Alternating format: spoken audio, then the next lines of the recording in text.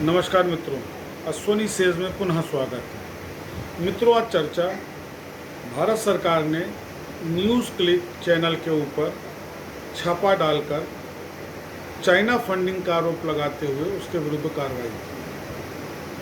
अच्छी बात है अगर ये आरोप सही है, प्रमाणित है कि वास्तव में सरकार विरोधी गतिविधियों के लिए न्यूज़ क्लिक चैनल को फंड किया गया है, तो निसंदेह कार्रवाई होनी चाहिए। इस पहल का स्वागत है। परंतु अगर फंडिंग का आधार अलग है, विज्ञापनों के लिए मिली है, और चूंकि न्यूज़ क्लिक में एंटी गवर्नमेंट न्यूज़ें चलती हैं, केवल इस आधार को लेकर अगर भारत सरकार न्यूज़ क्लिक पे कार्रवाई करती है तो ये चिंतनीय है, ये गंभीर है। कारण जब से इलेक्ट्रॉनिक मीडिया प्रभावित हुआ है और जब से सोशल मीडिया का वर्चस्व बढ़ा है, तब से ऐसे पोर्टलों की संख्या बढ़ी है। पोर्टलों को लोग इसलिए भी पसंद करने लगे हैं कि ऑन एयर चैनल में 95% चैनल जो हैं वो कॉरपोरेट घराने के हैं, जो मजबूर और बाध्य हैं सरकार की हाँ में हाँ मिलाने। और उसी का प्रतिफल है कि पिछले 9 सालों में शायद ही किसी चैनल पे बेरोजगारी पे चर्चा हुई हो, महंगाई पे चर्चा हुई हो, शिक्षा पे चर्चा हुई हो, या उन आम मुद्दों पे चर्चा हुई हो जो आम जनमानस की ज़िंदगी से जुड़े। तो ये मुद्दे कौन उठाता है? ये मुद्दे यही पोर्टल चैनल उठाते हैं, सोशल मीडिया उठाती है। प्रिंट मीडिया के हालात और भी बुरे हैं। प्रिंट मीडिया पूरी तरीके से उन्हीं खबरों पर आधारित है जो सरकार के स्तर पर दिए जाते हैं, क्योंकि उस पर सरकार की नज़र रहती है। ऐसा नहीं पहले भी था, कांग्रेस शासन काल में, और ख़ास करके 75 से 77 का अगर वो आप दौर देखें तो मीडिया को कुछ भी बोलने की मनाही की। तब हमने उसको नाम दिया था इमरजेंसी। आज भी मीडिया पर ये हावी होता जा रहा है। नया PRB एक्ट जो सरकार ला रही है, छोटे अखबारों को, छोटे चैनलों को, छोटे पोर्टलों को जिस तरीके से दमनकारी नीति के तहत शर्तों पे शर्तें लागू करके उनको बाध्य किया जा रहा है बंद होने को लेके। एक न्यूज़ में देख रहा था, बड़ी चर्चा में आम है कि केवल 50 अखबार हिंदुस्तान में चलेंगे, और वो भी 50 अखबार होंगे जो कॉरपोरेट घराने के होंगे। तो मित्रों, आप समझ सकते हैं कि खबर की हकीकत क्या हो। फिर वो 50 अखबार आपको वो नहीं दिखाएंगे जो हो रहा है, वो दिखाएंगे जो दिखाए जाने को वो बाध्य होंगे। ये अघोषित इमरजेंसी है, और वास्तव में ये लोकतंत्र के चौथे स्तंभ की हत्या होगी। वास्तव में ये चौथे स्तंभ को पूरी तरह अंकुश में लेने का प्रयास है। और मित्रों, जिस दिन ये चौथा स्तंभ इस दबाव में आ जाएगा, इस अंकुश में आ जाएगा, आप मान लीजिए लोकतंत्र उसी दिन, उसी क्षण खत्म भी हो जाएगा। मैं ये नहीं कहता कि सरकार को इन चैनलों पर, इन अखबारों पर, इन पोर्टलों पर अंकुश नहीं लगाना चाहिए।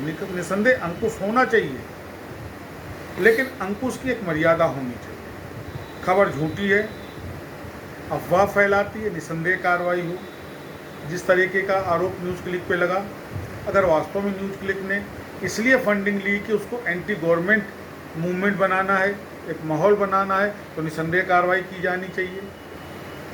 लेकिन अगर ये कार्रवाई दबाव बनाने की नीयत से है तो ये निंदनीय है। सरकार को इस बात का ध्यान रखना चाहिए। एक तरफ तो हम दुनिया के सबसे बड़ा लोकतंत्र होने का दिखावा करते हैं, हिंदुस्तान लोकतंत्र की जननी है, हिंदुस्तान तो लोकतंत्र को बढ़ा रहा है, और दूसरी तरफ हिंदुस्तान की जो सरकारी नीतियां हैं वो कहीं ना कहीं लोकतंत्र को कमज़ोर करती नज़र आ रही है। विधूड़ी वाला मामला ले लीजिए, दानिश खान वाला मामला ले लीजिए, जिस तरीके से शब्दों की मर्यादाएं टूटी, सदन की अवमानना हुई, क्या ये लोकतंत्र बचाएगा? मैंने पिछले वीडियो में भी इस बात को उठाया था मित्रों। दानिश खान ने अगर कुछ गलत कहा, अपशब्द कहे, मर्यादा तोड़ी, तो कार्रवाई होनी चाहिए। लेकिन ये कार्रवाई कहीं से भी स्वीकार नहीं है कि दानिश खान के विरोध में भाजपा का एक तथाकथित मर्यादित और अनुशासनात्मक पार्टी का एक सांसद इस तरीके की भाषा का उपयोग करे। ये लोकतंत्र है? अगर यह है तो यह निंदनीय है। ठीक उसी तरह अगर मीडिया अफवाहजनक खबर फैलाती है, कोई पोर्टल गलत सूचनाएं करता है, गलत रिपोर्टिंग करता है, किसी पोर्टल पर इस तरीके का वास्तविक आरोप है, ये संदेह कार्रवाई होनी चाहिए, क्योंकि ये राष्ट्रहित में नहीं है। परंतु अगर ये दबाव बनाने की नीयत से कार्रवाई है तो ये निंदनीय भी है। इसलिए ज़रूरी है कि न्यूज क्लिक पर जो तथाकथित रेड हुई, जो उनके पत्रकार गिरफ्तार हुए, इसका ट्रायल ओपन होना चाहिए, क्योंकि आप भी जानते हैं 2014 से पहले की बात करें तो यही भारतीय जनता पार्टी थी जो ईडी और सीबीआई को पालतू तोता बनाती थी कि साहब वो तो उनके पालतू तोते हैं। और आज क्या है, 2014 के बाद से जब भी कहीं कोई इलेक्शन आने को होता है, ईडी फास्ट हो जाता है, सीबीआई फास्ट हो जाती है। मित्रों, मजाक नहीं लगता है आपको? कितने नेताओं पे करप्शन के केसेस चले, सजा आज तक किसी को नहीं। क्या ये व्यवस्था का मजाक नहीं? क्या ये हिंदुस्तान की जनता से छल नहीं? दूसरी बात, छोटा सा उदाहरण, अजीत पवार।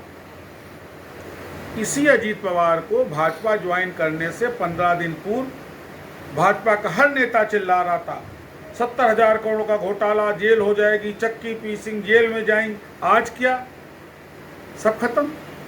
सुबह नदुकारी का मामला ले लीजिए, सब खत्म। असम के मुख्यमंत्री का मामला ले लीजिए, सब खत्म। क्या संदेश दे रही है भाजपा की सरकार? दो राय नहीं, राजनीति में सब होता है, पर मित्रों इतना गिर के नहीं होता है। और खास करके उस पार्टी से तो ये कतई अपेक्षा नहीं की जा सकती और न की जानी चाहिए जो अपने को दीनदयाल वादी विचारधारा की